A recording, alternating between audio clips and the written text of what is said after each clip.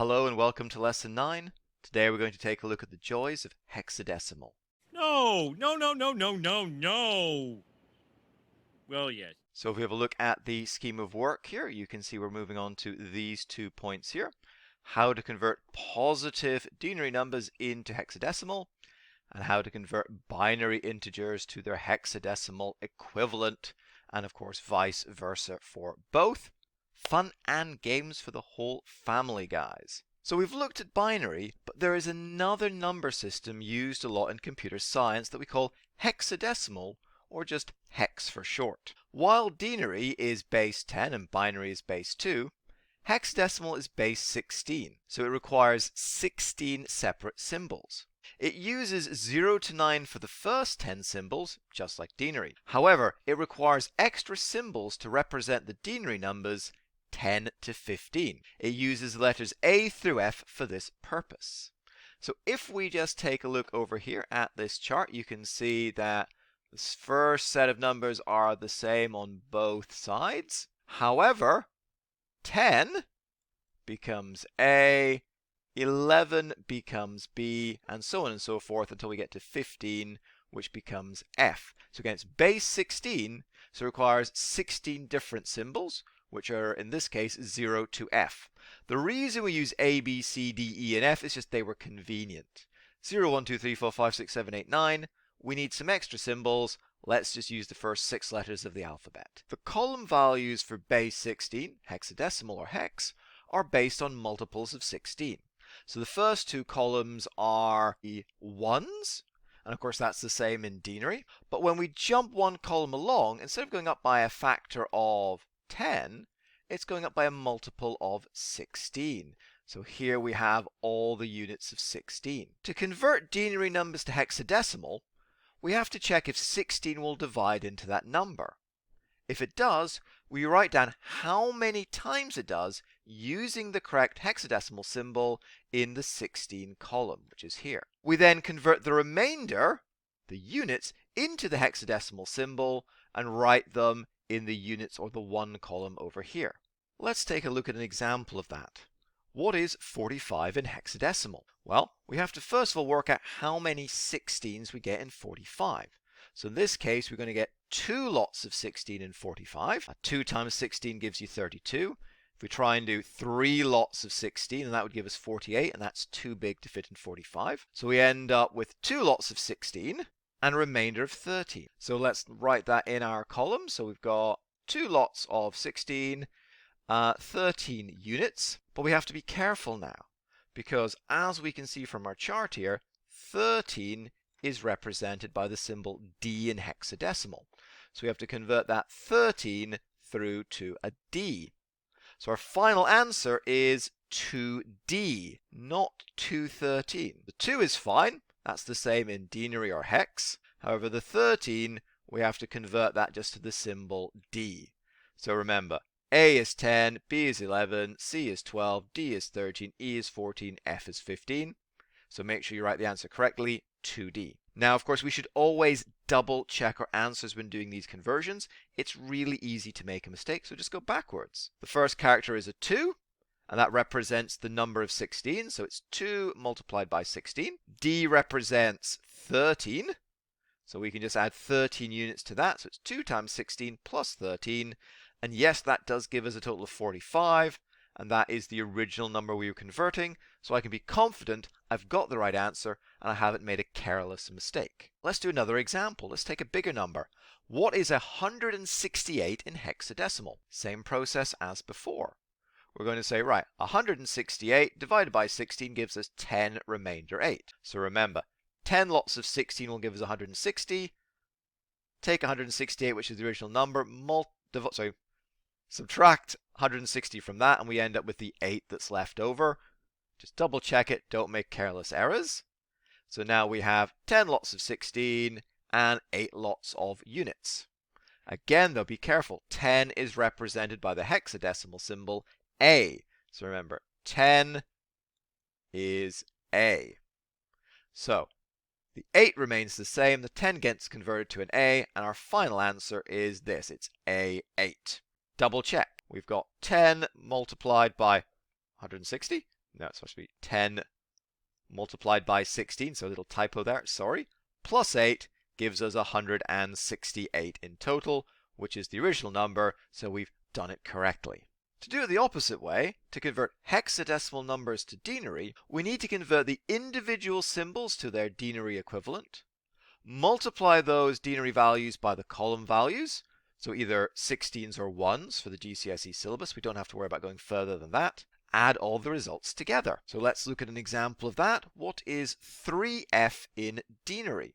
So we convert 3f into denary values. So we have 3 lots of 16, and of course f, according to our chart, is 15.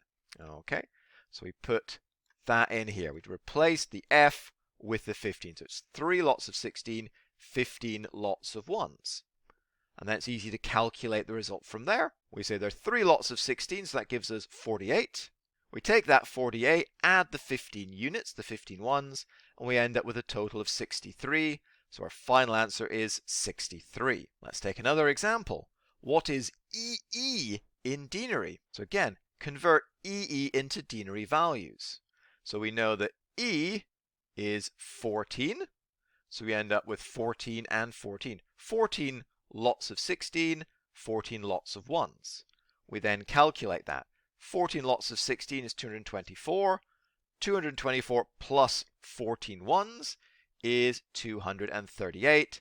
And that 238 is our final answer. Programmers often use hexadecimal instead of binary. And that's because binary numbers are difficult. Lots of 1s and 0s are difficult for us to remember, to use, to communicate to other people without error. So for example, we can take an 8-bit binary number like 11010111 and convert that to D7.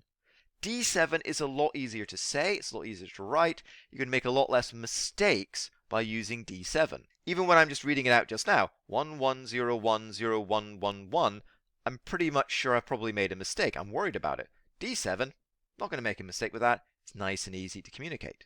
And we use that lots of times in program instead of hexadecimal. So the screenshot here is some hexadecimal color values.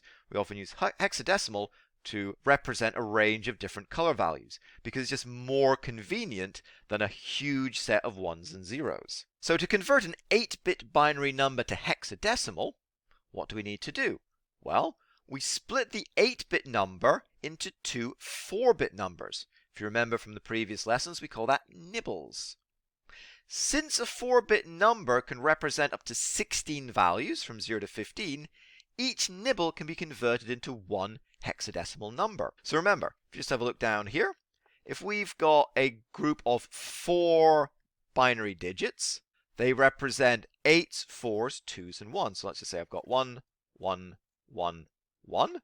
That's an 8 plus a 4 plus a 2 plus a 1. That gives me up to 15. So I have all the values from 0 to 15, 16 values.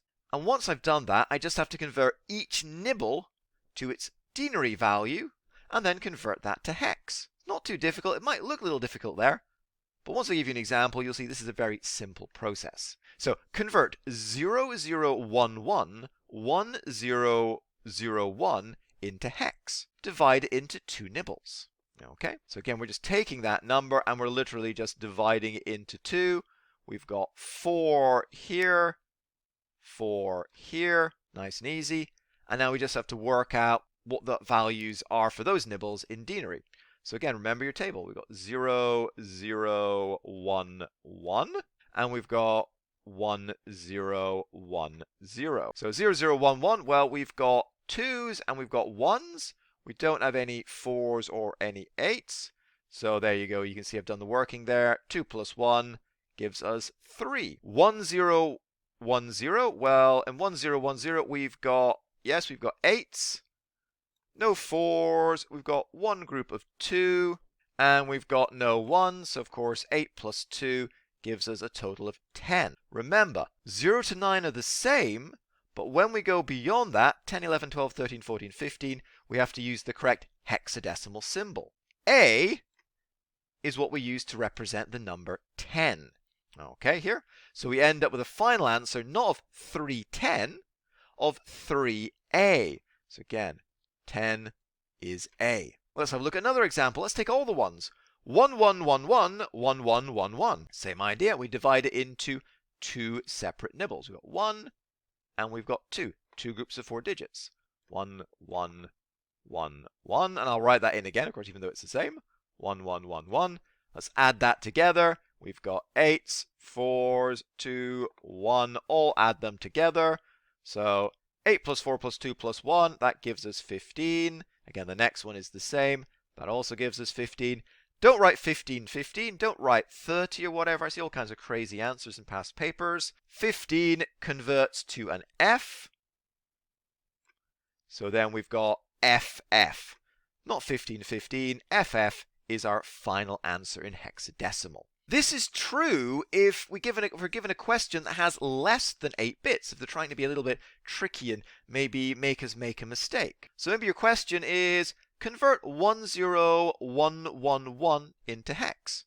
Well, you got to remember that 10111 is just the same as saying 0, 0, 0, 1, 0, 1, 1, 1. Even if we've missed out those leading zeros, we can just pretend that they're almost. So we can just say, okay, I'm dividing this number into 2 nibbles. So I take the first 4 values. That's 0, 1, 1, 1, 1. That's the first. And then the second value is just 1, or 0, 0, 0, 1, if that makes it a bit more comfortable to you. It's still 2 nibbles. So obviously the first one is easy. 1, or 0001, is just 1. And the second nibble there, 0, 1, 1, 1, is you got your 4s, your 2s, your 1s, and it's a total of 7. So we've got 1 and 7. We don't have to convert anything to a hexadecimal symbol, so we can just write our answer as 1, 7 like that, and that's all correct. We can reverse this process to convert from hex to binary. So we convert each hex number to denary, convert each denary number into a nibble, a 4-bit binary number. Let's look at an example. How do I convert C6 into binary?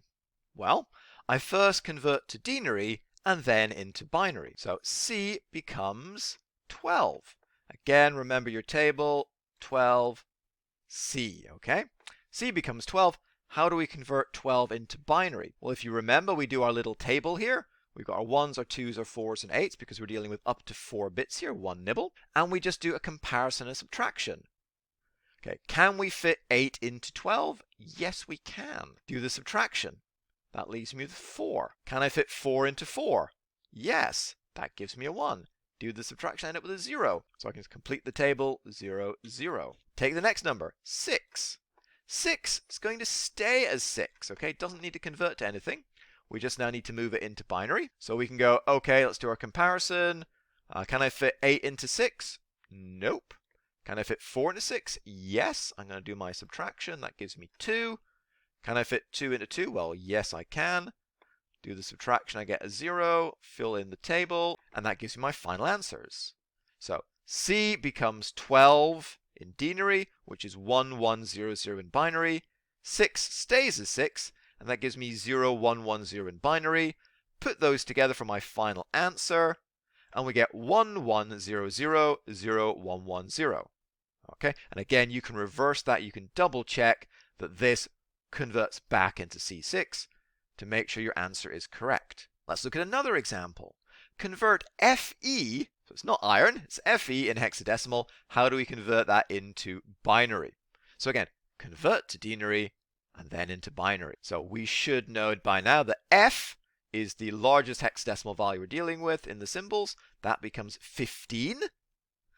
How do we represent 15 in binary? Well, that's going to be all the ones. It's going to be an 8 and a 4 and a 2 and a 1. And that's going to give us our answer here of 1111. What about E? Well, E becomes 14.